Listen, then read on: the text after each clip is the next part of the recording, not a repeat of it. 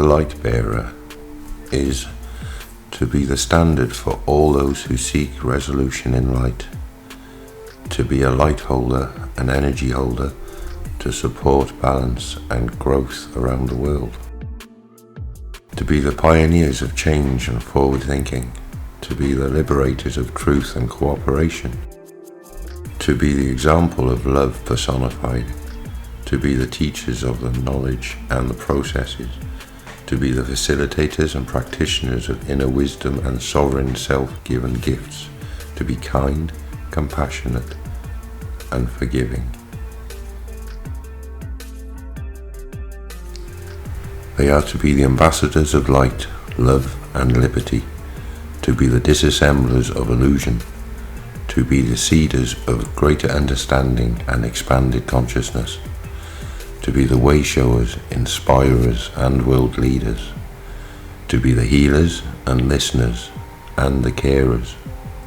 They are to be the voice of spirit, to be the creators, to be the transmuters, transitioners, and trainers. They are to be the authors of Earth's future in the cosmos, to be the protectors of Mother Earth and all its inhabitants. Now, what I'm aiming to do here in this series is to share common truths, absolute truths, not objective truths, but absolute pure truth. And as such, truth cannot be owned by any one person. So the knowledge I'm sharing with you, these truths, these ideals for you to contemplate on throughout your days, are not mine, not anybody's. I'm just sharing them with you. Our days follow the direction that we give to our first thoughts in the morning. Depending on if we are mindful or not, we either clear the way ahead or litter it with all kinds of useless and possibly dangerous debris.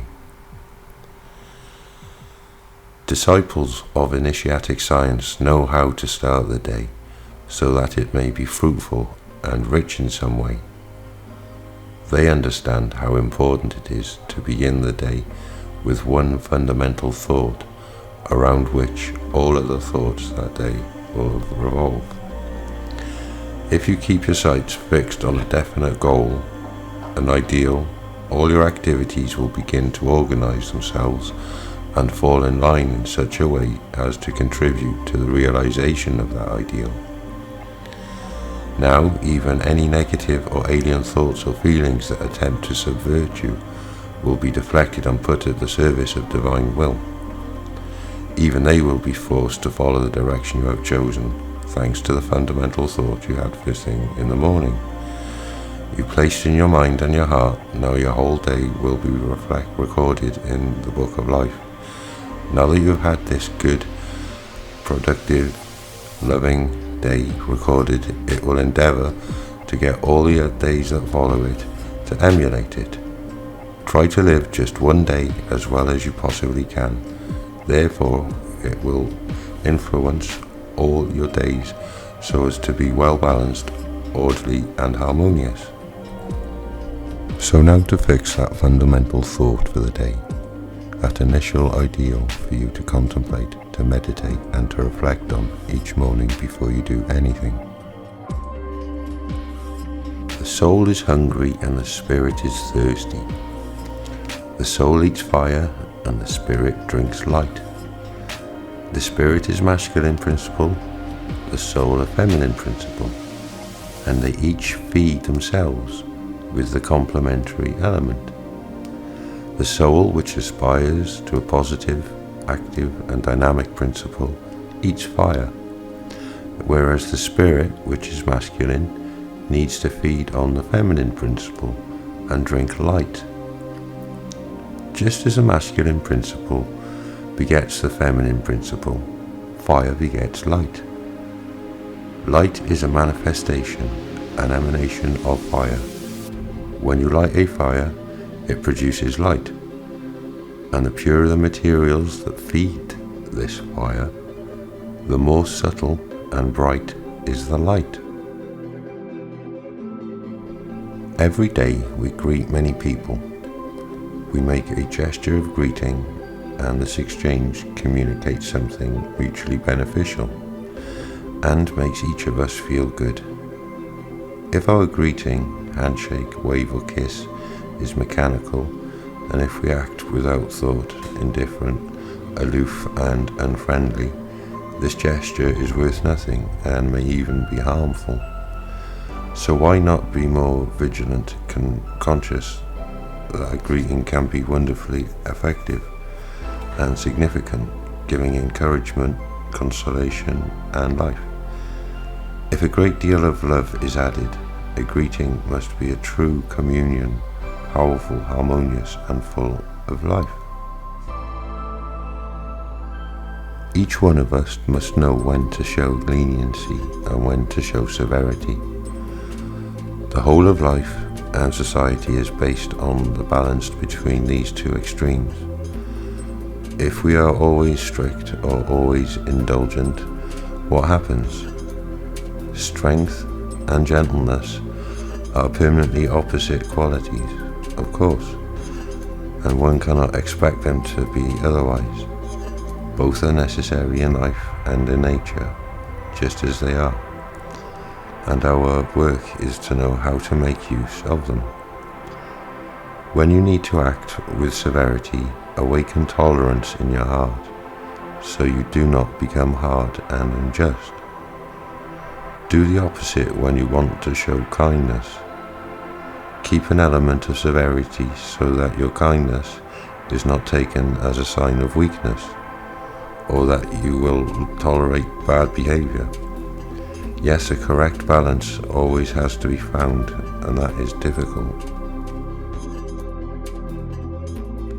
Many people think of spirituality as a kind of empty space into which they would have to throw themselves if they led a spiritual life, and they are naturally fearful of committing themselves. Of course, jumping into a void is dangerous unless we have grown wings, but if we are inspired by a real desire to serve the Spirit, we can safely launch ourselves out into space with no fear of falling. Our wings will unfold and we shall fly. If we remain rooted to the ground, never rising to the heights, we would not necessarily be safe. In fact, the reverse is true. We would still be vulnerable to falling headlong. But if people choose to follow a spiritual path and then have bad experiences, it is because their motivation is not pure, disinterested, and truly spiritual. A man lies stretched out on the floor. You can see him, you can even touch him, but he is obviously dead. He is there, but lacking something invisible, that something which enabled him to walk, talk, love, and think has gone. You can offer him all the food or treasure in the world, putting it beside him, coaxing him. Have a good time with all this, my friend. But it won't do any good, because nothing can persuade him to budge. How then can people question the existence of an invisible world? The body before us, the visible world, is nothing if it is not animated and sustained by the invisible world. We must always seek the invisible beyond the visible. If the world exists for us, if we can see the sky and sun, it is only because of this invisible principle within which allows us to discover all we see by means of these visible instruments, our eyes. Were it not for the existence of that invisible principle, our physical eyes would be useless and we would see nothing. The visible world is only the outer covering of the invisible world, and without this invisible element, we would know nothing of all that exists around and about us. The concept of creation is the quintessence of our teaching. Yes, to create, but to create what? Paintings or sculpture? To work on canvas, wood, marble? No. To to work on yourself, because you yourself are the true base material. A sculptor produces a few sculptures, and that is all very well, but when you look at him, you see that he has never tried to sculpt himself. He is mere unworked raw material. People will show you their paintings, their songs, and their poems, and these may reflect only their inner chaos. Enough of all these artists. Where are the true artists, ready to start the real work, ready to sculpt their inner selves? This kind of work is not known about. It is new and unacclaimed, but it is the work of the future.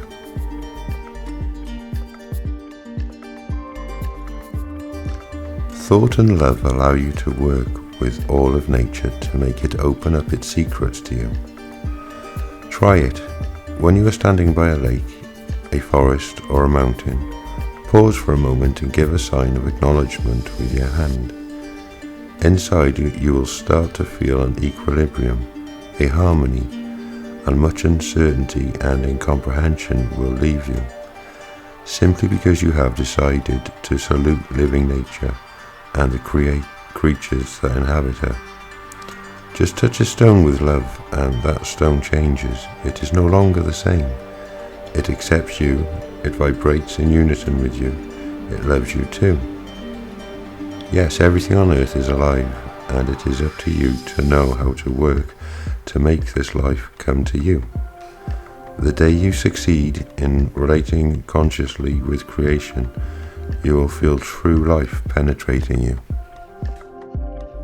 In order to understand love truly, we must first admit that contrary to what most people think, love is not a feeling, because a feeling is inevitably subject to variations depending on the person to whom the feeling is directed, but a state of consciousness that is independent of people and circumstances. To love is therefore not to have a feeling for someone, but to do everything with love. Talking, walking, eating, breathing, studying with love. It is to have reconciled all our organs, all our cells, and all our faculties so that they vibrate in unison in light and peace. All the manifestations of our being are then impregnated with divine waves and fluids. Love is a permanent state of consciousness. Day and night we live in this state of joy and expansion in which everything we do is a melody. Why do so many people seek refuge in weakness, sentimentality, and oversensitivity instead of thinking, reasoning, and trying to find a solution? They respond by taking on passive attitude. They complain and try their hardest to ensure that everyone else feels sorry for them. You poor thing, I understand. You're so unhappy. And the result is that the intensity of their sobbing redoubles. It is the same with a child. A child falls and hurts himself and starts to cry. If you say, "Oh darling, how awful, you're hurt," he will cry even more. If, however, you say, "Look, you're alright, you can carry on playing," he'll dry his tears and soon forget about it. So many adults are like children. They cry about anything and everyone around them, in all ignorance and thinking they are being kind, start to comfort them. What sense is there in that? You must use your intelligence if you want to help others. Otherwise, all you do is encourage them to sink deeper into their weaknesses. I hope you're enjoying the series so far.